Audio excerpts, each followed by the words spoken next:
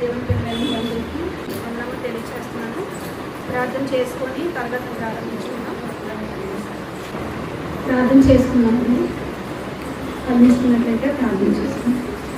పరలోకమున మా తండ్రి దేవ, మధ్యాహ్నం కాలంలో తండ్రిగా మిమ్మల్ని జ్ఞాపకం చేసుకుంటూ తండ్రి మిమ్మల్ని స్థుతించుకొని ధ్యానించుకొని కీర్తించుకుని తండ్రి మీ మాటలు మీరు నేర్చుకోవడానికి మీరు ప్రేమించి మాకు ఇచ్చినటువంటి ఈ సమయాన్ని బట్టి తండ్రి మీ కృతజ్ఞతలు తండ్రి దేవా.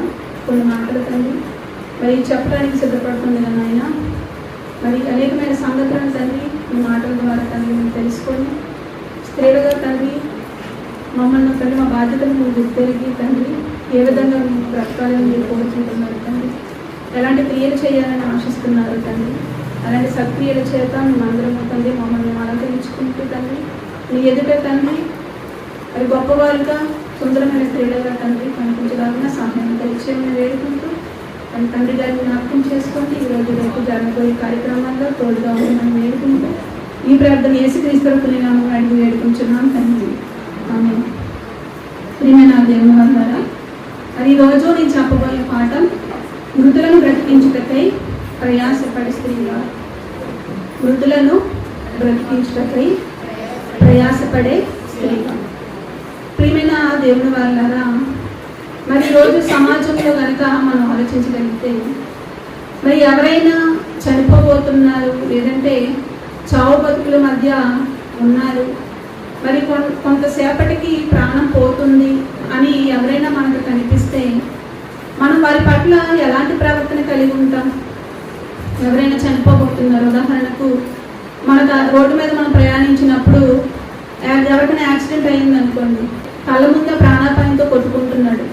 మరి అందరూ చూసి వెళ్ళిపోతూ ఉంటారు, కానీ మనకేమనిపిస్తూ ఉంటుంది చెప్పండి? అలా ప్రాణాపాయంలో కొట్టుకుంటున్న వారిని మరి ఆ విధంగా వచ్చిన వాళ్ళందరినీ కూడా అతను చూస్తూ కాపాడండి కాపాడండి అని అడుగుతుంటే మరి అవయవాలు కట్ అయిపోయో, లేదంటే రక్తం తల బద్దలైపోయో, రక్తం కారిపోతూ మరి అలాంటి స్థితిలో, మరి అంత భయంకరమైన స్థితిలో ఉన్నప్పుడు మనం వారిని చూస్తుంటే మనకి ఏమనిపిస్తూ ఉంటుంది? మనం వారిని కాపాడాలని అనుకుంటాం, కానీ అలా పోతే పోనీలే నాకెందుకు అని విడిచిపెట్టేస్తామో చెప్పండి?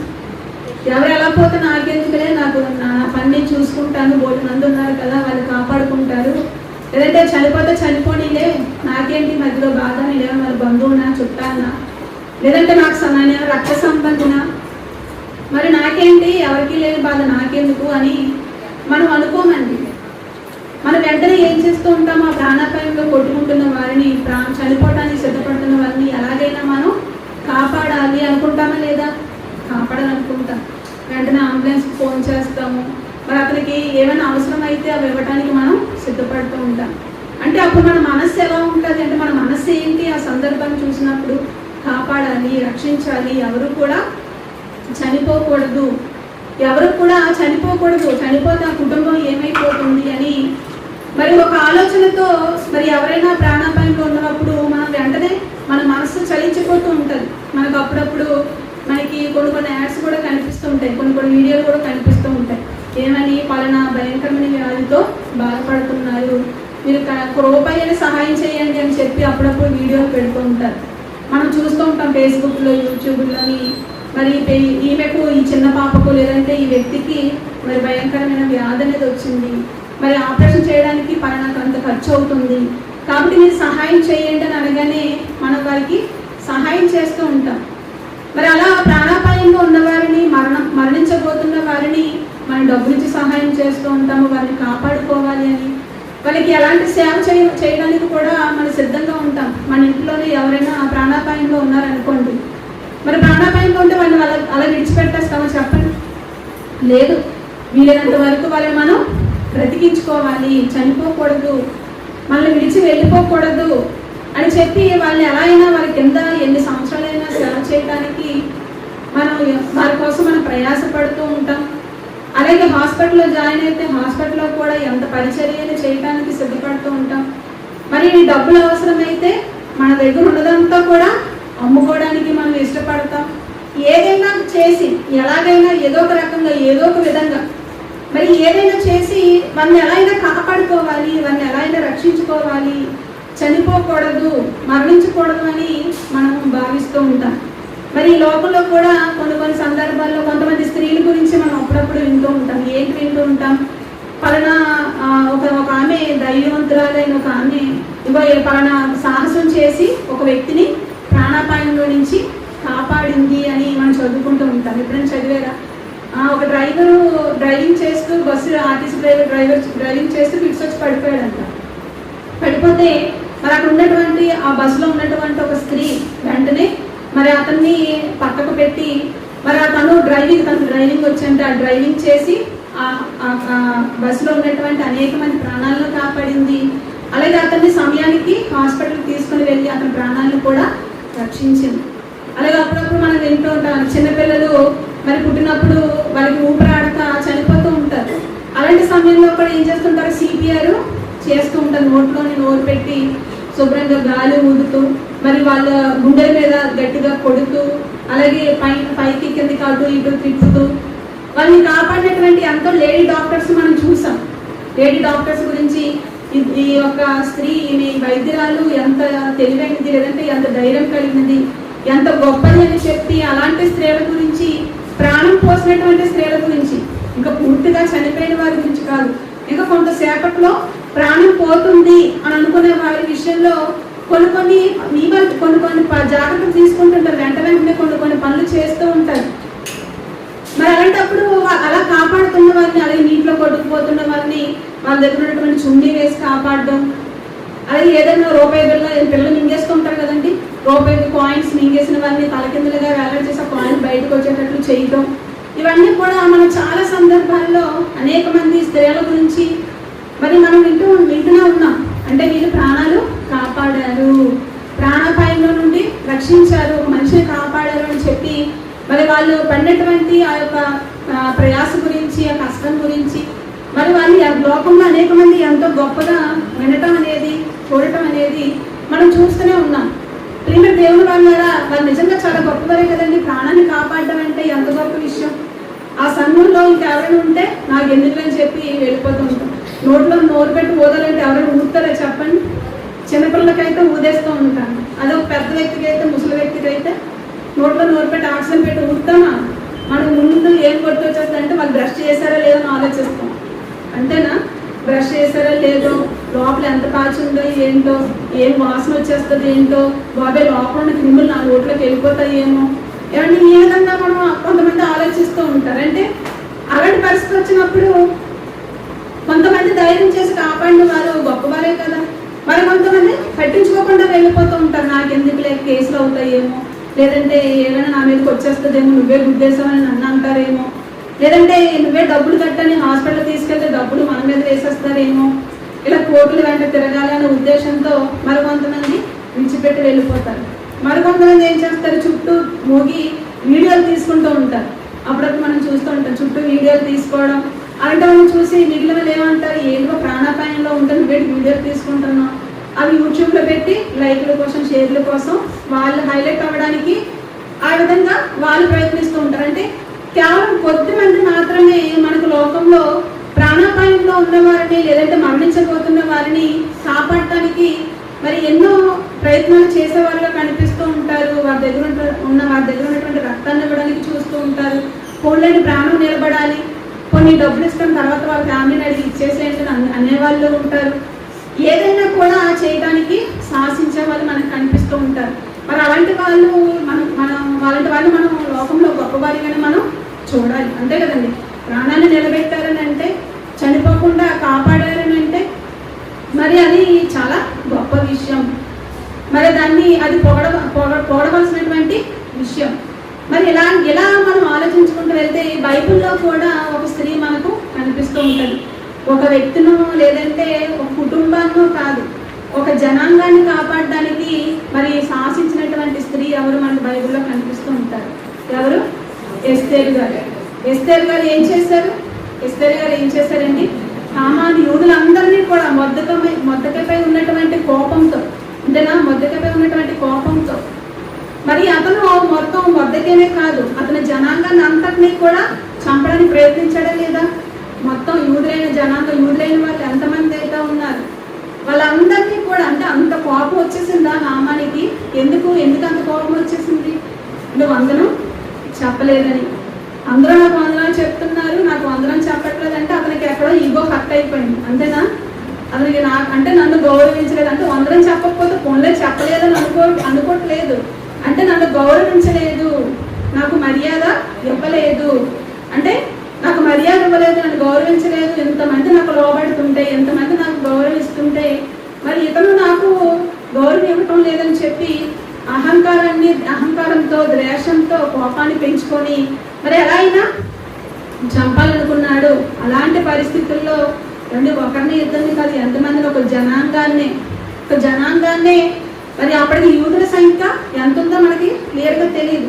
కానీ అలాంటి యూదులు అయిన వాళ్ళందరినీ కూడా ఒకరిని ఇద్దరు కాదు, అలాంటి యూదులైన వాళ్ళందరినీ కూడా ఆమె కాపాడటానికి చనిపోకుండా కాపాడిందండి, మరణించకుండా కాపాడింది. మరి అలా కాపాడటానికి ఆమె ఎలాంటి నిర్ణయం తీసుకుంది మనందరికీ తెలుసు. ఎలాంటి నిర్ణయం తీసుకుంది?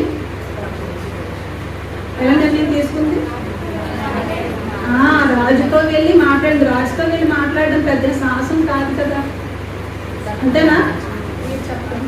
రాజుతో వెళ్ళి మాట్లాడడం సాహసం ఏంటి? భార్య కదా, బయట ఆవిడ కాదు కదా. కొన్ని రాజ్యంలో ఎవరో ఒక మూల ఉన్నామే, లేదంటే ఏదో చిన్న ధనవంతురాలు, లేదంటే చిన్న వ్యక్తి పేదరాలు, లేదంటే ఏదో చిన్న వ్యక్తి కాదు కదా, భార్య కదా. భార్యనా ఎస్తేరు అహస్వరోష్కి? భార్య అయినా కూడా మరి ఎందుకు అంత భయపడిపోయింది? అదేం పెద్ద విషయం కాదు కదా. అని అంటే ఎవరు కూడా రాజు యొక్క ఆజ్ఞ లేకుండా రాజు దగ్గరకు వెళ్ళకూడదు, రాజు పిలవకుండా రాజు దగ్గరకు వెళ్ళే సాహసం చేయకూడదు. రాజు పిలిచినప్పుడు రాకపోవడం కూడా నేరం అవుతుంది, పిలవకుండా వెళ్ళడం కూడా నేరం అవుతుంది. కానీ ఎస్తేరు గారు పిలవలేదు. మరి ఈ యొక్క చట్టం అంతా అమలైపోయింది. మొత్తం ఆయా రాజ్యాల్లో, ఆయా దేశాల్లో ఎక్కడైతే యూదులు ఉన్నారో వాళ్ళందరి దగ్గరికి కూడా యామాను చట్టం పంపించేశాడు. అందరూ మీ రాజ్యంలో, మీ సంస్థానంలో ఉన్నటువంటి యూదులందరినీ చంపేయండి అని. కాబట్టి ఇలాంటి పరిస్థితుల్లో నేను ఏం చెయ్యాలి? పోన్లే బాబు, నేను అంతఃపురంలో ఉన్నాను కదా, నాకు నేను కాపాడుకుంటే సరిపోతుందిలే అని ఎస్తేరు అనుకుందా? నాకు నేను రాజు భార్యను కాబట్టి, చక్రవర్తి భార్యను కాబట్టి నా ప్రాణానికి ముప్పు లేదు, నాకు నేను బాగుంటే చాలు, నాకు నేను నన్ను నేను రక్షించుకుంటే చాలు, ఎవరు ఎలా పోతే నాకెందుకు అని అనుకోలేదండి. వెంటనే ఏం చేసిందో, నేను నశించదను అంటే ఎస్తేరు గ్రంథం 6వ అధ్యాయము 17వ వచనంలో మనకు కనిపిస్తూ ఉంటుంది. చూడండి 16వ వచనంలో, ఎస్తేరు గ్రంథం 4వ అధ్యాయము 16వ వచనం. నీవు పోయి శూషాను నందు కనబడిన యూదులందరినీ సమాజ మందిరంలో సమకూర్చి నా నిమిత్తము ఉపవాసం ఉండి 3 దినములను అన్నపానము చేయకుండి, నేను నా పనికత్తలను కూడా ఉపవాసం ఉండము. ప్రవేశించుట న్యాయ వ్యతిరేక్తమునను నేను రాజునందుకు ప్రవేశించుదును. చూడండి అక్కడ ఏమంటుంది? ప్రవేశించుట న్యాయ వ్యతిరేక్తముగా అంటే అక్కడ న్యాయాన్ని తప్పినట్టుగా ఉంటుంది, న్యాయానికి వ్యతిరేకంగా. అంటే అక్కడ ప్రవేశించడం అనేది అప్పుడు న్యాయం కాదు, ఎందుకంటే చక్రవర్తి పిల్లలేదు కాబట్టి. మరి న్యాయ వ్యతిరేకంగా నేను వెళ్తున్నాను కాబట్టి, మరి ధైర్యం చేసి వెళ్తున్నాను కాబట్టి నేను నశించిపోతాను. అంటే అహస్వరోషు కోపంతో నువ్వు ఎందుకు పిలిచావు, నువ్వు ఎందుకు పిలకుండా వచ్చావు అని నన్ను శిక్షించేస్తాడు, చంపేస్తాడు. అధికారం ఆయనకు ఉంది కాబట్టి నేను ఏదైనా కూడా నేను ప్రవేశిస్తాను అని చెప్పి నేను నశించదను. అంటే ఒక జనాంగాన్ని కాపాడటానికి, అంటే ఆ రోజు అనేకమైన ప్రాణాలు పోకుండా, నిజంగా ఆలోచించండి, అంతమంది ఒకేసారి చనిపోతే పరిస్థితి ఎలా ఉంటుంది? ఇప్పుడు యుద్ధాలు జరుగుతున్నాయండి, ఆ యుద్ధంలో జరిగినటువంటి ఆ దేశాలు చూడండి, చిన్న పిల్లలు రక్తం కాచుకుంటూ, మరి తల్లి ఎక్కడో తండ్రి ఎక్కడో తెలియక ఏడ్చుకుంటూ, మరి ఆ యొక్క పగిలిపోయినటువంటి బిల్డింగ్ల మధ్య, మరి ఆ బాంబుల మధ్య వాళ్ళు ఆ విధంగా ఏడుస్తూ, ఎవరు లేని అనాథలుగా బిక్కులు ఏడుస్తుంటే అలాంటి వాళ్ళని చూస్తే ఎలా అనిపిస్తూ ఉంటుంది చెప్పండి? అంటే ఇంకో యుద్ధ వాతావరణం, లేదంటే ఒక భయంకరమైన రక్తపాతం సంభవించినప్పుడు అక్కడ పరిస్థితులు ఎలా ఉంటాయి? అలాంటి ఒక పరిస్థితి రాకుండా నిజంగా ఒక స్త్రీ తను ఎంత ప్రయాసపడి ఉంటుందో ఆలోచించండి. రాజు దగ్గరికి వెళ్ళడానికి తన మనస్సు ఎంత ధైర్యం పరుచుకొని ఉంటుంది. అంటే స్త్రీలు అంటే ముందు మనకి ఏం కలుగుతుంటుంది అంటే భయం కలుగుతూ ఉంటుంది కదండి. ఏదైనా చేయాలనుకుంటే ముందు భయం వేసేస్తూ ఉంటుంది. అమ్మ వాళ్ళేమనుకుంటారు, వీళ్ళేమనుకుంటారు, లేదంటే వాళ్ళేంటి వీళ్ళేంటి, నా పరిస్థితి ఏంటి, ఎలాంటి పరిస్థితులు ఎదుర్కొంటానో, నాకు ఎలాంటి అపాయాలు వస్తాయో అని చెప్పి మనం వెంటనే తెగించి సాహసించి ఏ పని చేయడానికి అంతగా మనం ఆలోచించాం. ఎందుకంటే ముందు భయం అనేది మన మనసులో గూడు కట్టుకుంటుంది. ఏమైపోతుందో, తర్వాత పరిణామాలు ఎలా ఉంటాయో అని ముందు ఎక్కువగా ఆలోచించేస్తూ మనం ఉంటాం. కానీ ఆ యొక్క ఎస్తేరు అక్కడికి వెళ్ళటానికి, రాజు సముఖంలో నిలబడడానికి నిజంగా తన మనసుని ఎంత కఠినం చేసుకున్నట్టు, నిజంగా ఒక ముక్కలో చెప్పాలంటే ఆమె చావుకు సిద్ధపడిందని అర్థమా లేదా? అంటే అనేక మందిని బ్రతికించడానికి నేను చనిపోయినా పర్వాలేదు అంతేనా, అనేక మందిని కాపాడటానికి, అనేక మందిని రక్షించడానికి నేను చనిపోయినా పర్వాలేదు అని చెప్పి ఆమె అంత ధైర్యంతో ఆమె నిలబడ్డం అనేది మనకు కనిపిస్తుంది. అంటే కాపాడటానికి, మనుషులైన వాళ్ళని రక్షించడానికి, కాపాడటానికి, చనిపోకుండా ఉండటానికి, మరణం నుండి వాళ్ళు తప్పించడానికి అంటే ఒక స్త్రీ అయిన ఎస్తేరు ఎంతో ప్రయాసతో, ఎంతో ధైర్యంతో తన ప్రాణాలను కూడా తెగించి మరి ఆమె కాపాడుతున్నట్లుగా మనకి ఇక్కడ కనిపిస్తుంది. అంటే ప్రాణాపాయంలో ఉన్నవారిని, మరణ భయంతో ఉన్నవారిని, లేదంటే చనిపోబోతున్న వారిని కాపాడటానికి నిలబడినటువంటి స్త్రీలుగా మనకి ఎస్తేరు మనకు కనిపించడం అనేది జరిగింది. అయితే వాళ్ళు బ్రతుకున్న వారినే అంటే మరణించకుండా కాపాడినటువంటి స్త్రీగా మనకు కనిపిస్తుంది. కానీ మనకి బైబిల్లో చనిపోయిన వారిని కూడా, మృతులైన వారిని కూడా బ్రతికించుకున్నటువంటి స్త్రీలు మనకు కనిపిస్తూ ఉంటారు. మనం ఎంతవరకు చనిపోబోతున్న వారిని కాపాడుకున్నటువంటి స్త్రీగా ఎస్తేరుని మనం చూసాం, అంతేనా? చనిపోబోతున్న వారిని అంటే మరణించబోతున్న వారిని కాపాడుకున్నటువంటి స్త్రీగా, మరి దాని కొరకు ఆమె తన ప్రాణాలను కూడా లెక్క చేయకుండా ఆమె కష్టపడినటువంటి స్త్రీగా మనకు ఆమె విషయంలో కనిపిస్తుంది. మరి బైబిల్ గ్రంథంలో మరి మృతులైన వారిని, చనిపోయిన వారిని సజీవులుగా పొందుకున్నటువంటి స్త్రీలైన వారు మనకు కనిపిస్తున్నారు. మరి ఎవరు ఆ స్త్రీలు? మరి దేవుడు దాని గురించి రాస్తూ ఏమని చెప్తున్నారో మనం చూడగలిగితే హెబ్రీ పత్రిక 11వ అధ్యాయము, హెబ్రీ పత్రిక 11వ అధ్యాయము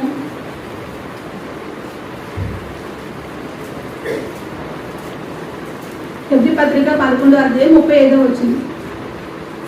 హెబ్రీ పత్రిక 11వ అధ్యాయము 35వ వచనం. స్త్రీలు మృతులైన తమ వారిని పునరుత్థానము వలన మరలా పొందిరి. కొందరైతే మరి శ్రేష్టమైన పునరుత్థానము పొందుకొని విడుదల పొందనగా యాతన పెట్టబడి. ఇక్కడ చూడండి, మొదటి మాటలో ఏం రాయబడిందండి?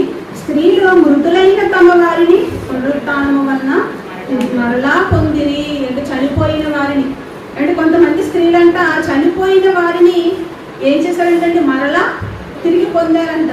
అంటే చనిపోయిన వారిని వాళ్ళు సజీవులుగా కాపాడుకున్నారా, మరలా బ్రతికించుకున్నారా? చావకుండా చావు బతుకుల్లో ఉన్న వారిని కాపాడుకోవడం ఓకే, కానీ చనిపోయిన తర్వాత ఎవరైనా ఏం చేయగలరా చెప్పండి? అంత చదువుకున్న డాక్టర్ కూడా ఏమి చేయలేడు, చేతులు ఎత్తేస్తారు, అంతేనా? ఎంతో జ్ఞానవంతులైన వారు కూడా, లోక సంబంధంగా ఎంతో ఎక్స్పీరియన్స్ ఉన్న వాళ్ళు కూడా చనిపోయిన తర్వాత సారీ అని మనం మాత్రమే చెప్తారు, అంతేనా? మా ప్రయత్నాలు మేము చేసాము, మేము కాపాడలేకపోయాము అని ఒక మాట చెప్పేస్తూ ఉంటారు. కానీ కొంతమంది స్త్రీలు అంటే ఏం చేస్తారు? మృతులైన తమ వారిని తిరిగి పొందుకున్నారంట, అంటే తిరిగి బ్రతికించుకున్నారు. అంటే వాళ్ళు గొప్పవారే కాదా? అంటే ప్రాణం పోతున్న వారినే కాపాడుకున్న వారిని గొప్పవారుగా మనం చూసుకుంటున్నాం లోకంలో, అంతేనా? ముందు ఉదాహరణలన్నీ మీకు ఎందుకు చెప్పాను?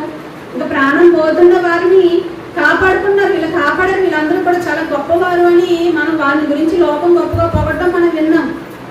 మరి అలాంటి వారినే మనం గొప్పవారుగా మనం చూస్తున్నప్పుడు, కొనియాడుతున్నప్పుడు, మరి నిజంగా చనిపోయిన వారిని తిరిగి బ్రతికించుకోవడం అంటే, చనిపోయిన వారిని తిరిగి బ్రతికించాలన్నా, బ్రతుకున్న వారిని చంపాలన్నా ఎవరి చేతిలో ఉంది? దేవుని చేతిలోనే ఉంది కదండి. మనుషులుగా మనం ఏం చేయగలమా? మనం ఏం చేయగలం? బ్రతుకున్నంతకాలం మనం వారికి ఏదో సహాయం చేయగలం, వాళ్ళకి కావాల్సినవన్నీ మనం ఇవ్వగలం. కానీ చనిపోయిన తర్వాత బ్రతికించుకోవాలంటే మరి వాళ్ళలో ఎంత భక్తి ఉండాలో ఆలోచించండి. వాళ్ళు దేవుని కొరకు ఎంతగా ఆలోచించుంటారో, లేదంటే వాళ్ళు దేవుని కొరకు ఎంత విశ్వాసం కలిగి ఉంటారో. మరి ఇక్కడ కూడా బ్రతికించుకున్న వాళ్ళందరూ కూడా ఎవరు పునరుత్థానం వల్ల మరలా పొందుకున్న స్త్రీలందరూ కూడా ఎవరు మామూలు వ్యక్తులు కాదు. వాళ్ళు మామూలు వ్యక్తులు కాదు. ఆ ఇష్టంతో ఏంటది, అక్కడ చాలా మంది గురించి చెప్తాడు. అబ్రహాం గురించి చెప్తాడు, హానా గురించి చెప్తాడు, లోతు గురించి చెప్తారు. అలాగే చాలా మంది భక్తపరులైన వాళ్ళ గురించి, విశ్వాస వీరుల గురించి మనం చదువుకుంటాం. అనిష్టంతా అదే. ఆ 11వ అధ్యాయం అంతా చదువుకుంటే విశ్వాసులైన వాళ్ళు వారి విశ్వాసంలో ఏ విధంగా గొప్ప గొప్ప విజయాలు సాధించారు, విశ్వాసంతో ఏమేమి పొందుకున్నారు. దేవుడు ఏదైనా చెయ్యాలని అంటే దేవుడు ఏం చేస్తాడంటే మనకు మన విశ్వాసాన్ని ముందు చూస్తాడు, అంతే కదండి. చాలా మంది జీవితాల్లో చాలా చేశాడు దేవుడు.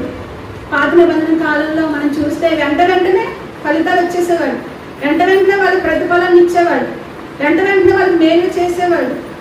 కారణం ఏంటి? వెంటనే మేలు చేసేవారు. కారణం ఏంటంటే వారి యొక్క విశ్వాసము, వారి యొక్క భక్తి. ఇక్కడ కూడా వీళ్ళందరి పేర్లు చెప్తూ ఇక్కడ వీరి పేర్లు చెప్తున్నారని అంటే ఇక్కడ ఏమని అర్థం? ఇక్కడ విశ్వాసం. చనిపోయిన వారు స్త్రీలు మృతులైన తమ వారిని పునరుత్థానం వల్ల మరలా పొందిరి అని అంటున్నారంటే వాళ్ళు ఎంత గొప్పవారై ఉంటారో ఆలోచించండి. తిరిగి వాళ్ళు వాళ్ళ బిడ్డను, వాళ్ళ భర్తను, లేదంటే వాళ్ళ కుటుంబంలో ఉన్నవారినో వాళ్ళు కాపాడుకున్నారని అంటే, రక్షించుకున్నారని అంటే, తన చుట్టూ ఉన్న వాళ్ళని రక్షించుకున్నారని అంటే వారి యొక్క భక్తి విశ్వాసాలు ఎంత గొప్పగా ఆలోచించాలి. మనకి అలాంటి ఒక స్త్రీలతో మృతులైన వారిని సజీవులుగా పొందుకున్నటువంటి స్త్రీలలో మనకి అనేక మంది స్త్రీలు కనిపిస్తుంటారు.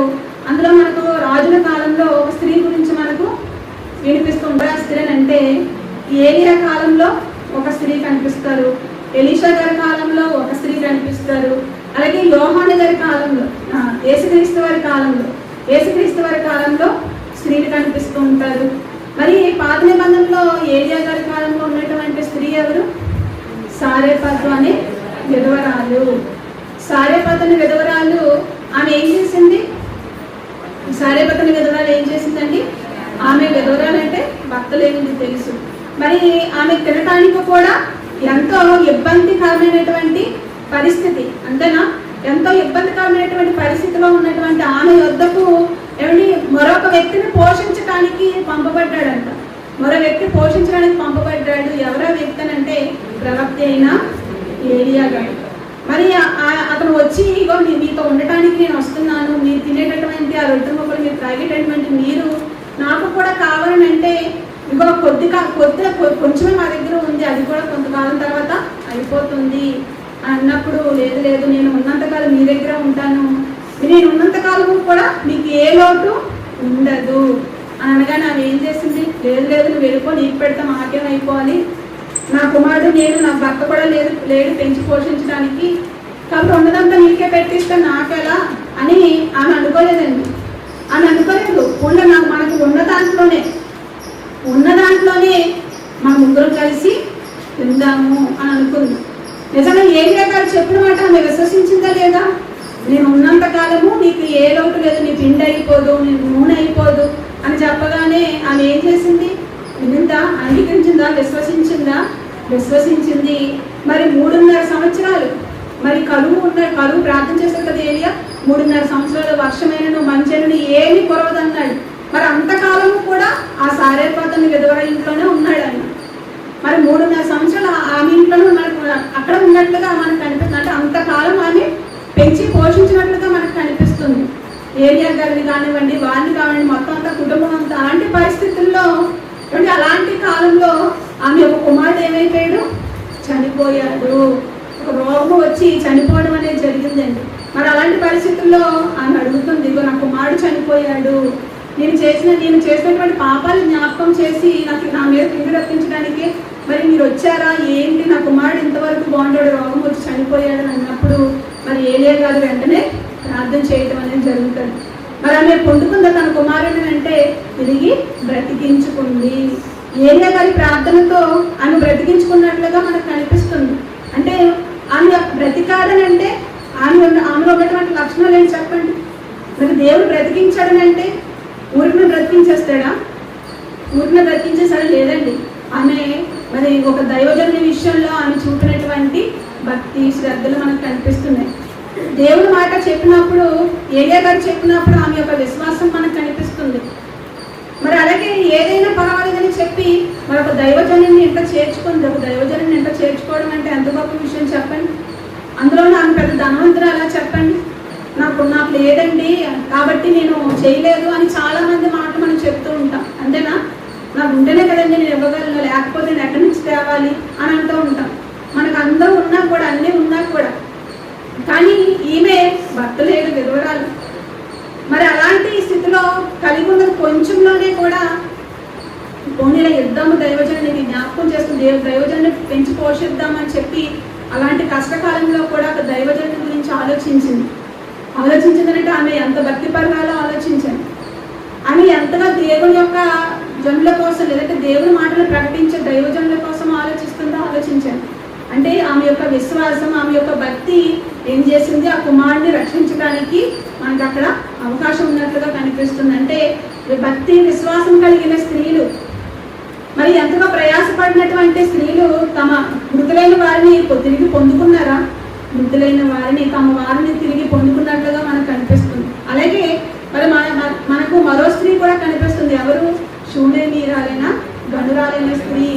మరి ఆమె కూడా ఎలీషా గారిని శిష్యుడైన, ఏలియా గారి శిష్యుడైన ఎలీషా గారు.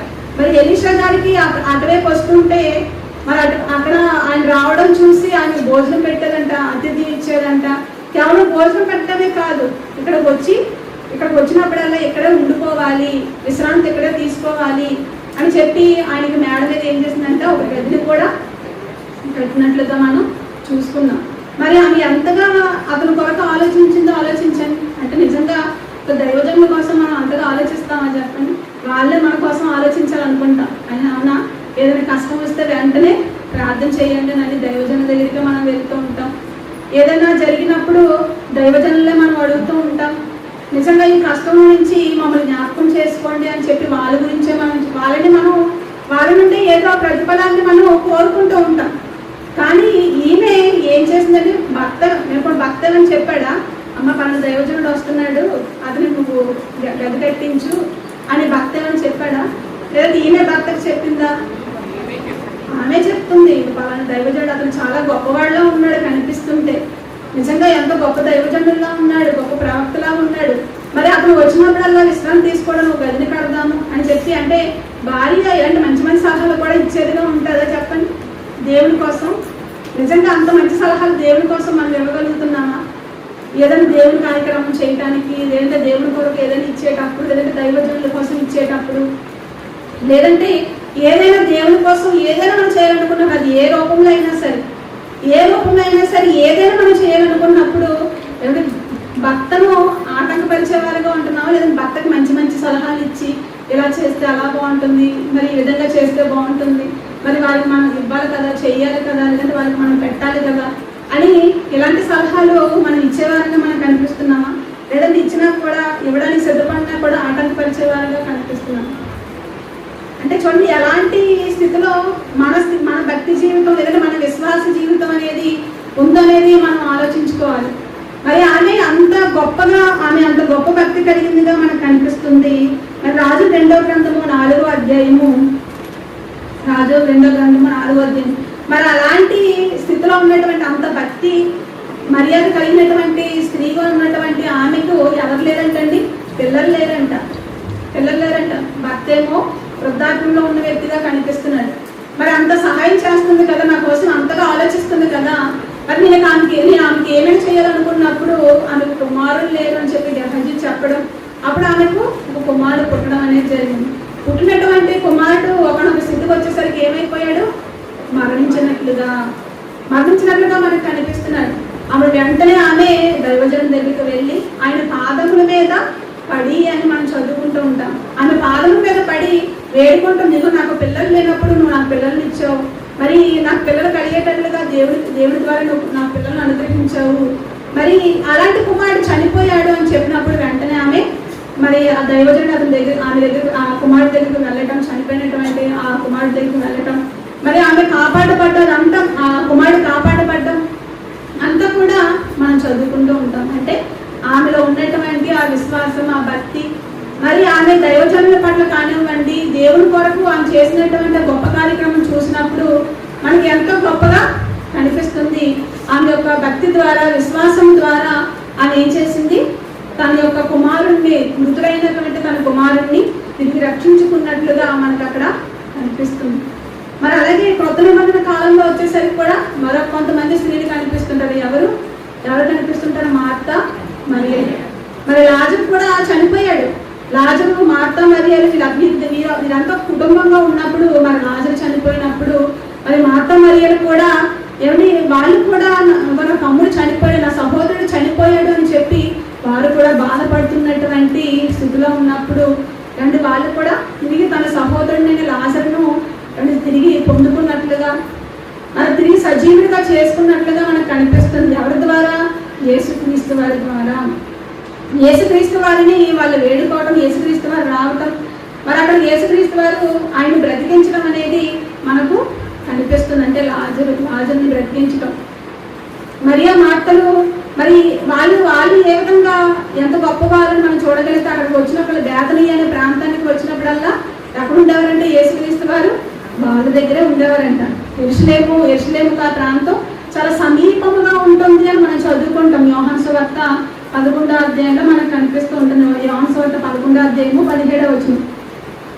యోహాను సువార్త 11వ అధ్యాయము 17వ వచనం. యేసు వచ్చి అది వరకు అతడు 4 దినములు సమాధిలో ఉందని తెలుసుకుని, బేతనియ యెరూషలేమునకు సమీపముగా ఉండెను, దానికి ఇంచుమించు కోసెడు దూరము. కనుక యూదులు అనేకులు వారి సహోదరుని గురించి మార్తను మరియను ఓదార్చుటకే వారి వద్దకు వచ్చి ఉండిరి. మార్త యేసు వచ్చుచున్నాడని విని ఆయన ఎదుర్కొని వెళ్ళను గాని మరి ఇంట్లో కూర్చొని ఉండేను. చూడండి, ఆ ప్రాంతానికి యెరూషలేముకు వచ్చినప్పుడల్లా ఎక్కడుండేవారంట ఆయన? ఎక్కడుండేవారు? మార్త మరియ గారి ఇంట్లో, బేతనీలో ఉన్నటువంటి మార్త మరియ గారు వాళ్ళ ఇంటిలో ఉండేవారు. చూడండి, అంటే వీళ్ళందరూ కూడా ఏ విధంగా భక్తి కలిగి ఉన్నారు, ఏ విధంగా విశ్వాసం కలిగి ఉన్నారు, ఎలాంటి కార్యక్రమాలు చేశారు దేవుని కొరకు, దేవుని కార్యక్రమాలు, దేవుని దైవజనులైన వారి కొరకు మరి ఎలాంటి పనులు చేశారనేది మనకి ఇక్కడ కనిపిస్తుంది. మరి ఆయన ఊరినే ఎవరిని ఆయన బ్రతికించలేదు. వాళ్ళు చేసినటువంటి మంచి పనులు, వాళ్ళు చేసినటువంటి మంచి కార్యక్రమాలు. మరి ఈరోజు మనం కూడా ఎన్నో బాధల్లో ఉంటూ ఉంటాం కదండి. ఎన్నో కష్టాల్లో మనం ఉంటూ ఉంటాము, ఎన్నో అవసరాల్లో మనం ఉంటూ ఉంటాము. మరి ఏదైనా మనకు సంపాదించినప్పుడు మనం వెంటనే దేవుణ్ణి అడిగేస్తూ ఉంటాం. అవునా? తండ్రి నాకు అది కావాలి, తండ్రి నాకు ఇది కావాలి, నా కుటుంబంలో పరిస్థితులు ఎలా ఉన్నాయి, అలా ఉన్నాయని చెప్పి వెంటనే మనం అడిగేస్తూ ఉంటాం. కానీ దేవుడు అన్నీ మనకు చెయ్యాలనంటే అసలు మనం ఎలాంటి భక్తిని కలిగి ఉన్నాం, లేదంటే మనం ఎలాంటి కార్యక్రమాలు దేవుడి కొరకు చేసి ఉంటాం అసలు ఆలోచించండి. తండ్రి గారు కూడా అప్పుడప్పుడు చెప్తూ ఉంటారు, ప్రార్థన చేయండి డాడీ అంటే, నువ్వు దేవుడి కోసం ఏం చేసావమ్మా అని అడుగుతూ ఉంటాను, అందుకే నా దగ్గరికి ఎవరు ప్రార్థనకి రారు అని చెప్తూ ఉంటారు. అప్పుడప్పుడు మనం విన్నాం. అంటే ఒక వ్యక్తిగా ఉన్నటువంటి ఆయన, ఒక దైవజనుడిగా ఉన్నటువంటి ఆయన అడుగుతున్నప్పుడు దేవుడు అడగడం అన్నాను ఒక రోజు, మనకు అది కావాలి ఇది కావాలి మనం అడుగుతుంటాం కదా దేవుడిని. మరి దేవుడి కొరకు మనం ఎప్పుడైనా ఏదైనా చేయగలుగుతున్నామా? చేస్తే మంచిదేనండి. దేవుడి కొరకు మంచి మంచి కార్యాలు ఒక మార్త మరియ ఎలా అయితే దేవుడి కొరకు చేశారు, అలాగే ఒక గనురాలైన శూన్యమీరాలు ఏ విధంగా అయితే దేవుడి కొరకు, దేవుడి దైవజనం లేని వారి కొరకు చేసిందో, అలాగే ఒక విధవరాలు ఏ విధంగా అయితే దేవుడి కొరకు ఆలోచించిందో, మరి వాళ్ళు ఎలాంటి పరిస్థితుల్లో ఉన్నారు? అందరూ మంచి మంచి పరిస్థితుల్లో ఉన్నవాళ్ళ చెప్పండి? లేదు. కష్టంలో ఉన్నవారు, బాధల్లో ఉన్నవారే, అంటే ఆర్థికంగా ఇబ్బందుల్లో ఉన్నవారే. మరి మనం దేవుడి కొరకు ఏదైనా చేయాలనుకున్నప్పుడు మనకు అన్ని గుర్తొచ్చేస్తుంటాయి కదండి. నాకు ఎన్నో కష్టాలు ఉన్నాయి, నాకు ఎన్నో బాధలు ఉన్నాయి, ముందు మనమే చెప్పేస్తూ ఉంటాం, ఎవరు అడగాల్సిన లేదు. మరి నేను చేయలేనండి, అవి ఇవ్వలేనండి, ఇది చెప్పలేనండి అని మనమే దేవుడి పని నుంచి తప్పించుకోవడానికి ఎన్నో ప్రయత్నాలు చేసేస్తూ ఉంటాం. కానీ అలాంటప్పుడు దేవుడు మనకి ఏం చేయడానికి ఇష్టపడతాడు? దేవుడు కూడా అంటాడు, నేను కూడా చేయలేనమ్మా అనేసి. అంతేనా? మనలో నుంచి ఆ మాట వచ్చినప్పుడు, చేసే అవకాశం ఉన్నా చేయలేనప్పుడు ఆయన కూడా ఏమంటాడు? ఒక పరిస్థితుల్లో నేను కూడా చేయలేనమ్మా అని అంటాడు. మరి ఇలాంటి వీళ్ళందరినీ కాపాడి నిజంగా బ్రతికించడం అంటే ఎంత గొప్ప విషయం ఆలోచించండి. చనిపోయిన వారిని బ్రతికించడం అంటే ఎంత గొప్ప విషయం. అసలు ఎవరైనా చేయగలరు? అది ఎవరూ చేయలేరు. అలాంటి ఒక గొప్ప మేలు వారు చేశారని అంటే దేవుడి పట్ల వారికి ఉన్నటువంటి భక్తి. వీళ్ళందరూ కూడా మృతులైన వారిని తిరిగి వాళ్ళు పొందుకున్నారు, వాళ్ళ బంధువులు పొందుకున్నారు, లేదంటే వాళ్ళ సహోదరులు పొందుకున్నారు, లేదంటే వాళ్ళ కుమారులను పొందుకున్నారు. ఈ విధంగా చనిపోయినటువంటి వారిని వాళ్ళు రక్షించుకున్నట్లుగా మనకు కనిపిస్తుంది. ప్రియమైన దేవుడి వాళ్ళందరూ వారి యొక్క భక్తి విశ్వాసాల ద్వారా ఆ విధంగా మృతులైన వారిని సజీవులుగా వాళ్ళు చేసుకున్నారు. మరి ఈరోజు కూడా చాలా మంది ఎలా ఉన్నారండి? ఎలా ఉన్నారు? మృతులుగా ఉన్నారా లేదా? మృతులుగా ఉన్నారా?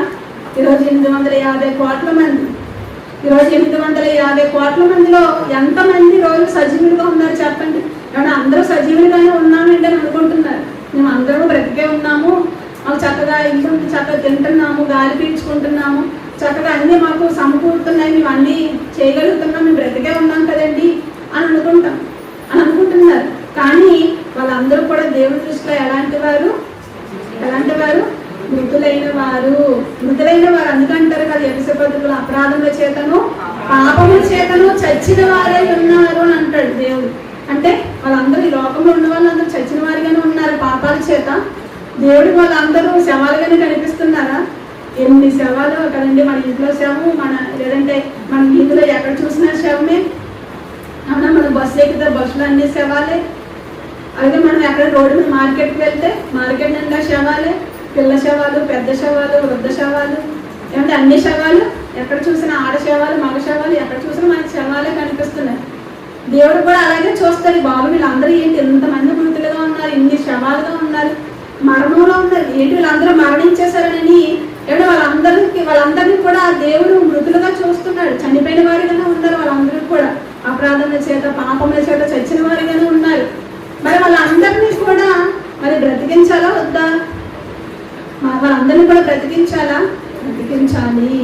ఏమంటే మనకి వారి విశ్వాసం చేత ఎవరు బ్రతికించుకున్నటువంటి మృతుల పునరుత్థానం వల్ల తిరిగి పొందినటువంటి సజీవులుగా కాపాడుకున్నటువంటి వారిని మనం స్త్రీలను చూసాం. దాని వరకు వారు ఎంతగా ప్రయాసపడ్డారు, వారు ఎంతగా వారి విశ్వాసం, భక్తి, భయము కలిగి ఉన్నారో మనకి చదువుకున్న ఇప్పటి వరకు కూడా. మరి మనము కూడా విశ్వాసమే కదా, విశ్వాసమేనా? మనం కూడా విశ్వాసులమే. నాకు కూడా చాలా భయం అండి, చాలా భక్తి ఉందండి మనం కూడా చెప్పుకుంటూ ఉంటాము. మరి భయభక్తులు ఉన్నప్పుడు, లేదంటే మనకు కూడా దేవుడు అంటే విశ్వాసం ఉన్నప్పుడు, ప్రేమ ఉన్నప్పుడు మనం కూడా మన భక్తి విశ్వాసాలతో ఎంతమందిని మనం కాపాడుకుంటున్నాం, ఎంతమందిని సజీవులుగా మనం దేవుడి దగ్గర మనం నిలబెట్టగలుగుతున్నాం. నా కుటుంబంలో ఉన్నవాడిని అంతా నేను రక్షించుకున్నానండి, నాకు అది చాలు అనుకుంటే అయిపోతుందా చెప్పండి? కాదు కదండి. లోకంలో అనేక మంది మృతులైపోయిన వారు కనిపిస్తున్నారు. మరి వాళ్ళందరినీ కాపాడాలి కదా. మరి కాపాడాలంటే ఎలా కాపాడాలి? ఏమని చేసేయాలి? ఏ మెడిసిన్స్ వాడి కాపాడాలి వాళ్ళని? మరి వాళ్ళందరినీ రక్షించాలని అంటే నోట్లో నోరు పెట్టి ఊదిస్తే, లేదా సీపీఆర్ చేసేస్తే, ఆక్సిజన్ అందించేస్తే అయిపోతుందా? బ్రతికేస్తారా? లేదంటే వాళ్ళు రక్షించండి అని చెప్పి వాళ్ళకి ఏదో హాస్పిటల్లో జాయిన్ చేసేస్తే వాళ్ళు బ్రతికేస్తారా? బ్రతికించండి అని చెప్పి రక్తం ఎక్కించేస్తే బ్రతికేస్తారా? లేదంటే వాళ్ళు గుండె మార్పిడో, కిడ్నీ మార్పిడో చేసిస్తే బ్రతికేస్తారా? లేదండి. వాళ్ళు బ్రతకాలని అంటే ఏమంటే ఇలాగా ఉన్నటువంటి వాళ్ళందరినీ కూడా బ్రతికించాలని అంటే ఒకరు కావాలి, ఒక మెడిసిన్ కావాలి. ఆ శవాల వాళ్ళందరినీ కూడా జీవం కలిగి రావాలంటే, ఆ శవాలన్నీ బ్రతకాలంటే, రక్షింపబడాలంటే వాళ్ళందరికీ కూడా ఒక మెడిసిన్ కావాలి. మరి ఆ మెడిసిన్ ఉంటే ఎలాంటి వాళ్ళైనా, ఎలాంటి శవమైనా కూడా, ఎలా చనిపోయిన వారైనా కూడా, ఎలాంటి భయంకరమైన మరణంలో ఉన్నవారైనా కూడా తిరిగి బ్రతుకుతారు. మరి ఎవరు ఏంటని మనం ఆలోచించగలిగితే అక్కడ మన మార్త గారు ఒక మాట మనం చెప్తూ ఉంటారు. యోహాను సువార్త 11వ అధ్యాయంలోనే, 11వ అధ్యాయంలో 21వ వచనం చూడండి. 21వ వచనం, మార్త యేసుతో, ప్రభువా నీవెక్కడ ఉండిన ఎడల నా సహోదరుడు చావకుండును. ఇక్కడ చూడండి ఏమంటారు? నీవెక్కడ ఉండిన ఎడల. మార్త గారు నోటి నుంచి కూడా అదే మాట అంటారు. అలాగే మరియ గారు కూడా అంటారండి. 32వ వచనం చూడండి. అంతటా మరియా యేసు ఉన్న చోటుకి వచ్చి ఆయనను చూచి, 32వ వచనం, అంతటా మరియా యేసు ఉన్న చోటుకు వచ్చి ఆయనను చూచి ఆయన పాదము మీద పడి, ప్రభువా నీవు ఎక్కడ ఉండిన ఎడల నా సహోదరుడు చావక ఉండును. చూడండి, సహోదరుడు చావకుండా ఉండాలంటే ఏమండి ఎవరు ఉండాలి? ఇప్పుడు లోకంలో ఉన్న వాళ్ళంతా మన సహోదరులే కదండి. ఆత్మీయంగా మనం శారీరకంగా ఏదో కుటుంబాలుగా మనం వాళ్ళు వేరు వీళ్ళు వేరు అనుకుంటున్నాం. కానీ ఆత్మీయంగా అందరూ ఎవరు? ఒకే తల్లి ఒకే తండ్రి అయినా తండ్రి దేవుడి నుంచి మనం అందరం కూడా వచ్చిన వారని, అంటే సహోదరులే కదా, సహోదరమనులే కానీ అందరూ మనకి ఉంటారు. మరి అలాంటి వాళ్ళు కూడా రక్షింపబడాలి అంటే అక్కడ ఎవరు ఉండాలి? యేసుక్రీస్తు ఉండాలి. అంటే మా అత్తగారి మాటల్లోని ఎంత అర్థం ఉందో, నువ్వు ఇక్కడ ఉంటే నువ్వు నా సహోదరుడు చనిపోకుండా ఉండేవాడు కదా, నా సహోదరుడు బ్రతికుండేవాడు కదా అని ఆలోచిస్తున్నారంటే ఆ మాటను మనం ఆలోచించండి, మీరు ఆలోచించండి ఒకసారి. అంటే ఎవరైనా బ్రతకాలని అంటే అపరాధముల చేత పాపముల చేత చచ్చిపోయినా ఉన్నటువంటి వారు, మృతులైనటువంటి వారు బ్రతకాలని అంటే ఎవరు ఉండాలి? యేసుక్రీస్తు ఉండాలి. అంటే మరణంతో నిండిపోయినటువంటి ప్రాంతాలు ఏంటి జీవాన్ని పొందుకోవాలని అంటే మరి అక్కడ ఎవరు ఉండాలి? యేసుక్రీస్తు వారు ఉండాలి. అందుకే యాకోబు పత్రికలో చూడండి, యాకోబు పత్రిక 5వ అధ్యాయము 24వ వచనం. యాకోబు పత్రిక 5వ అధ్యాయము 20వ వచనం. యాకోబు పత్రిక 5వ అధ్యాయం 20వ వచనం. పాపిని వాని తప్పు మార్గం నుండి మళ్లించువాడు మరణం నుండి ఒక ఆత్మను రక్షించి అనేక పాపములను కప్పివేయనని తాను తెలుసుకొనవలెను. చూడండి ఇక్కడ ఏమంటున్నారు? పాపిని వాడి తప్పు మార్గము నుండి. ఏమంటే అనేక మంది ఈరోజు ఎలా ఉన్నారు? తప్పు మార్గంలో ఉన్నారా, సరి అయిన మార్గంలో ఉన్నారా? ఎలాంటి మార్గంలో ప్రయాణిస్తున్నారు? దేవుడు సక్రమమైన మార్గాన్ని, చక్కని మార్గాన్ని, యేసు అనే మార్గాన్ని ప్రపంచానికి చూపించినప్పుడు మరి ఆ యేసు ద్వారా మీ పాపాలను కడుక్కోండి, మరలా సజీవులుగా మారండి అని దేవుడు అనుకుంటున్నప్పుడు మరి మీరు ఈరోజు అందరూ ఆ మార్గంలోనికి వస్తున్నారా? చెప్పండి. ఆ మార్గంలోనికి ఈరోజు ఎవరు రావటం లేదు. మరి తప్పు మార్గంలోనికి వాళ్ళందరూ కూడా ప్రయాణించేస్తున్నారంట, తప్పుడు మార్గంలోనికి. మరి అలాంటి తప్పుడు మార్గంలో, భయంకరమైన మార్గంలోనికి వాళ్ళు ప్రయాణిస్తూ ఏమంటే మాకు ఏమి కాదు, మేమంతా బాగానే ఉన్నాము, మేము చక్కగా ఉన్నాము, ఆనందంగా ఉన్నాము, మాకు ఏ లోటు లేదని అనుకుంటున్నారు. కానీ ఒక్క క్షణం కళ్ళు మూస్తే ఎక్కడికి వెళ్ళిపోతుంది అంటే ఆత్మ పాతాళానికి జారిపోతుంది, ఆ నిత్యాగ్ని దండనకు వెళ్ళిపోతుంది, అది రెండో మరణంలోనికి వెళ్ళిపోతుంది. మరి అక్కడికి వెళ్ళిపోతే తిరిగి రప్పించగలమా చెప్పండి. ఎవరు మన భూమి మీద ఏదైనా ఒక ప్రాంతం నుండి మరో ప్రాంతానికి వెళ్తే, ఉదయం వెళ్తే సాయంత్రానికి మనం వచ్చేయచ్చు, అంతే కదండి. ఉదయం వెళ్తే సాయంత్రానికి వచ్చేయచ్చు. మరి మనకు అనుకున్న సమయానికి మనం వచ్చేయచ్చు. మనకి ఎవరు ఆటంకపరిచేవారు లేరు, ఎవరు అభ్యంతరపరిచేవారు లేరు. మనం అనుకున్న సమయంలో, అనుకున్న కాలంలో మనం ఎప్పుడైతే అప్పుడు మనం రావచ్చు పోవచ్చు ఈ భూమి మీద ఎక్కడికైనా వెళ్ళినప్పుడు. కానీ ఒక్కసారి పాతాళానికి వెళ్ళిపోతే తిరిగి రాగలమా? రాలేని స్థితి. రెండు లోకంలో ఒక వ్యక్తికి ప్రాణం పోస్తేనే మనం ఎంతో గొప్పవారిగా మనం చూస్తుంటాం కదా. కానీ మనం వాక్యం చెప్పి సత్య మార్గంలోనికి వారిని నడిపిస్తే మనం ఏం చేసినట్టు మృతులైన వారిని సజీవులుగా మనం చేసినట్టు. అంటే మనం ఒకరిని కాపాడాలా, ఇప్పుడు ఇద్దరిని కాపాడాలి చెప్పడం. మనకి ఎంతమందిని కాపాడి ఎంతమంది ప్రాణాలను పోసే అవకాశం ఉంది మనకి? ఎంతమందిని రక్షించి సజీవులుగా దేవుని దగ్గర నిలబెట్టే అవకాశం ఉంది? ఒకరిని ఇద్దరిని కాపాడినందుకో లేదా 10 మందిని కాపాడినందుకో ఇప్పుడు ప్రపంచం అంతా కొనియాడుతుంది. కానీ మనం ఎంతమందిని కాపాడుతున్నప్పుడు దేవుడు మనల్ని ఎంత బాగా కొనియాడుతాడు, దేవుడు మనల్ని ఎంత బాగా చూస్తాడు. దాని కొరకు మన ప్రయాస ఏంటి ఒకసారి మనం ఆలోచిద్దామా? చనిపోయినటువంటి అనేక మంది ఉన్నారు కదా, మరి వాళ్ళందరినీ కూడా నేను కాపాడాలి, రక్షించాలి, దేవుని ఎదుట వాళ్ళని సజీవులుగా నిలబెట్టాలి, మరి మరణం నుండి వాళ్ళని రక్షించాలి అని చెప్పి మనం ఎంతవరకు మనం దేవుని కోసం ప్రయాసపడుతున్నాం? ప్రయాసపడే స్త్రీలుగా మనం ఏదో విధంగా సువార్త కార్యక్రమాల్లో పాల్గొవటం, లేదంటే ఏదో రకంగా దేవుని పనిలో మనం పాల్గొవటం, మరి వాక్య పరిచర్యలో ఏదో చేయటం. మరి అలాంటి మనం చేసినప్పుడు మనం ఏం చేస్తున్నట్టు అంటే దేవుడి కొరకు లేదంటే దేవుడి దగ్గర అనేక మందిని మనం నడిపిస్తున్నట్లు, అనేక మంది చనిపోయిన వాళ్ళని మనం బ్రతికిస్తున్నట్లు. కానీ రోజు రావటానికే చాలా మందికి ఇష్టపడటం లేదు, అంతే కదండి. స్త్రీల సమాజానికి రావడానికే ఎవరికి నచ్చట్లేదు, అంటే వాక్యం వినడానికే నచ్చట్లేదు. అంటే వాక్యం వినడమే మనకి నొప్పిగా ఉన్నప్పుడు, లేదంటే ఇక్కడికి వచ్చి దేవుడి పని చేయటమే నొప్పిగా ఉన్నప్పుడు మనం ఇంకెలాగ అనేక మందిని కాపాడగలుగుతాం చెప్పండి? ఏవో చిన్న కారణాలతో. ఎప్పుడు ప్రతి లెక్చరర్ ఇక్కడికి వచ్చి చెప్పేది అదే, ప్రతి చిన్న దానికి మనం దేవుడి సన్నిధి రాకుండా మానేస్తున్నాం. అలాంటప్పుడు ఇంకెంతమంది ప్రయాసపడగలం, దేవుని కొరకు ప్రయాసపడగలం అని చెప్పండి. ఏమంటే అకుల ప్రిస్కిల్లల గురించి మనం ఆలోచిస్తే వాళ్ళు ఏం చేశారండి, పౌలు గారి కోసం ఏమంటే వాళ్ళ ప్రాణాలను కూడా ఇవ్వడానికి వాళ్ళు తెగించారంట. ఏమంటే పౌలు కొరింథీ సంఘంలో ఉన్నప్పుడు మరి వాళ్ళకి 16 నెలలు ఉన్నాడు కొరింథీ సంఘంలో పౌలు. మరి ఆయన పౌలు గారు దేనికోసం, ఆయన కూడా మృతులను సజీవులుగా చేయడానికే కదా, అనేక మందిని కాపాడడానికి కదా ఆయన ప్రయాస అంతా. ఆయన రాళ్ళతో కొట్టించుకున్నా, కొరడాలతో కొట్టించుకున్నా, ఏమంటే అనేక సార్లు ప్రాణాపాయాల్లో ఉన్నా, ఏమంటే ఆత్మ అపాయంలోకి వెళ్ళిపోకుండా కాపాడటానికే కదండి ఆయన పరిచర్య అంతా కూడా. మరి అలాంటి స్థితిలో ఉన్నటువంటి పౌలు గారికి ఏమంటే అకుల ప్రిస్కిల్ల వాళ్ళు ఎంత బాగా వాళ్ళు జత పని వారిగా ఉన్నారు. వాళ్ళు ఎంత బాగా జత పని వారిగా ఉన్నారంటే చివరికి అతని కోసం మా ప్రాణాలను కూడా మేము ఇవ్వడానికి సిద్ధంగా ఉన్నాము అని పౌలు గారి సాక్షాత్తు ఆయన కోసం ఉంటే చెప్తూ ఉంటారు, సాక్ష్యం ఇవ్వటం. వీళ్ళు నాకు చాలా మంచి జత పని వారిగా ఉన్నారు అంటే నా కోసం వారి ప్రాణాలను కూడా ఇవ్వడానికి తెగించిది అని అంటారు.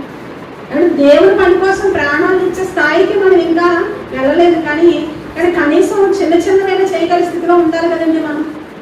మరి ఏ విధంగా కాపాడబడతారు చెప్పండి? మరి ఏ విధంగా మృతులైన వాళ్ళు ఎవరు సజీవులుగా ఏ విధంగా వాళ్ళు మార్చబడతారు? మరి వాళ్ళని అలా వదిలేద్దామా? వాళ్ళని అలా వదిలిస్తే ఇంకా దేవుడికి మన వలన ఎలాంటి ఫలం వచ్చినట్లు? రోడ్డు మీద చాలా మంది చెప్పారు కదండి ప్రారంభంలో, రోడ్డు మీద ఎవరైనా ప్రాణాపాయంలో ఉన్నప్పుడు ఎవరైనా వాళ్ళని పట్టించుకోకుండా వెళ్ళిపోతే వాళ్ళని ఎలా చూస్తుంటారు సమాజం? ఏంటి అతనికి అసలు మనసు లేదా, ఇతనికి జాలి లేదా, దయ లేదా, అదేంటి అతను ఎత్తుకోడా ప్రాణాపాయంలో ఉంటే రక్షించట్లేదండి, అపాయం నుండి వాళ్ళని కాపాడటం లేదని వాళ్ళని మనం అలా చూస్తున్నప్పుడు ఇప్పుడు దేవుడికి మనం ఎలా కనిపిస్తాం? నువ్వు కాపాడబడిపోయావు, నీ కుటుంబాన్ని రక్షించుకున్నావు, కానీ చుట్టూ ఉన్న చాలా మంది ఏమైపోయారు, శవాలుగా ఉన్నారు, చనిపోయి ఉన్నారు, మృతులుగా ఉన్నారు, వాళ్ళని ఎందుకు నువ్వు పట్టించుకోవట్లేదని అడగడం మనల్ని. ఏమంటే సంఘానికి వచ్చి దేవుడి మాటలను విని నేర్చుకునే స్థితిలోనే మనం లేనప్పుడు, వాక్యం అంటేనే ఆసక్తి అనేది మనం కోల్పోతున్నప్పుడు మనం ఏ విధంగా ఇంకా అనేక మందిని సజీవులుగా మనం చేయగలం చెప్పండి? యేసుక్రీస్తు వారిని అనేక మందికి మనం పరిచయం చేయగలుగుతున్నామా? యేసుక్రీస్తు వారి గురించి అనేక మందికి మనం చెప్పాలి. కొంతమంది ఇక్కడ కూర్చున్న వాళ్ళని కొంతమంది ఏమంటే ఎప్పుడు సువార్తల్లోనే ఉంటారండి, ఎప్పుడు సువార్తలోనే కనిపిస్తున్నారు. వారంలో కనీసం ఒకసారి అయినా 2 సార్లు అయినా సువార్తలకు వెళ్తూ ఉంటారు. వృద్ధాత్మలో ఉన్న వాళ్ళు సువార్తలకు వెళ్తూ ఉంటారు. నువ్వు ఒకళ్ళు ఇద్దరైనా, కానీ దేవుడు అలాగైతే ఒకళ్ళు ఇద్దరిని పుట్టిస్తే సరిపోతుంది కదండి, మనల్ని ఎందుకు పుట్టించాలంటప్పుడు అంతేనా? వాళ్ళు చేస్తున్నారు, వాళ్ళ వంతు బాధ్యతను వాళ్ళు చేస్తున్నారు, కానీ అనేక మందిగా మనం చేయలేకపోతున్నాం. ఏదో శనివారం వస్తున్నాం, ఆదివారం వస్తున్నాం, ఏదంటే మనం వీలున్నప్పుడు వస్తున్నాం, అది కూడా రావటం లేదు. మరి అలాంటప్పుడు ఇంకెప్పుడు మనం అనేక మందిని కాపాడేవారిగా మనం ఉంటాం. మరి మరి గారికి తెలిసింది ఏమని, ఇగో నువ్వు ఉంటే ఇక్కడ మా సహోదరుడు రక్షింపబడేవాడు, కాపాడబడేవాడు. మరి అనేక మంది మరణపూరులో ఉన్నటువంటి వారిని మనం రక్షించేవారిగా మనం ఉండాలి కదండి. ఒకనాడు మరణపు ఛాయల్లో ఉందంట. మత్తయి సువార్తలో మనం చదువుకున్నాం కదండి, ఆ మాట చూడండి. మత్తయి సువార్త 4వ అధ్యాయము 16వ వచనం. మత్తయి సువార్త 4వ అధ్యాయము 16వ వచనం చూడండి. మత్తయి సువార్త 4వ అధ్యాయం 16వ వచనం. నజరేతు విడిచి జెబూలూను, నఫ్తాలి అనే దేశంలో ప్రాంతములలో సముద్రమందరి కపెర్నహూమునకు వచ్చి కాపురం ఉండెను. ఎవరు వచ్చారండి? యేసుక్రీస్తు వారు వచ్చారు. యేసుక్రీస్తు వారు వచ్చి ఆ ప్రాంతంలో అంతవరకు మరొక ప్రాంతంలో ఉండేవారు. ఏ ప్రాంతంలో ఉండేవారు? అంతవరకు అక్కడే ఉంది. నజరేతును విడిచి అని అన్నారా? నజరేతును విడిచి అంటే యోహాను చెరపట్టబడే వరకు కూడా ఆయన ఎక్కడున్నారు? నజరేతులోనే ఉన్నారు. ఎప్పుడైతే యోహాను చెరపట్టబడి విన్నారో అప్పుడు వెంటనే ఆయన నజరేతును విడిచి జెబూలూను, నఫ్తాలి అన్న దేశంలో ప్రాంతంలో సముద్ర తీరమున కపెర్నహూమునకు వచ్చి కాపురం ఉండేను. జెబూలూను, నఫ్తాలి ప్రాంతాల వారంట. అక్కడ వాళ్ళు ఎలా ఉన్నారంటే చూడండి, చదవండి. జెబూలూను దేశము, నఫ్తాలి దేశము యోర్దానుకు ఆవలను ఉన్న సముద్ర తీరమున అన్యజనులు నివసించు గలిలయయు చీకట్లో కూర్చుని ఉన్న ప్రజలను గొప్ప వెలుగు చూచిరి. మరణ దేశములోను మరణ ఛాయల్లోను కూర్చుని వారికి వెలుగు ఉదయించెను. చూడండి, వెలుగు ఉదయించిందంట. ఎవరా వెలుగు? అక్కడికి వచ్చిందంట. ఆ మరణ దేశంలో, ఆ మరణం ఛాయలో, మరణపు నీడలో, ఏ నీడలో ఉన్నారంటే వాళ్ళందరూ కూడా. ఛాయ అంటే అర్థం ఏంటి? నీడ. అలాంటి మరణపు నీడ ఏ నీడలో? చెట్టు నీడో, పుట్ట నీడో, అంటే బిల్డింగ్ నీడో, ఏ షెడ్ నీడలోనూ కాదు. ఏ నీడలో ఉన్నారు?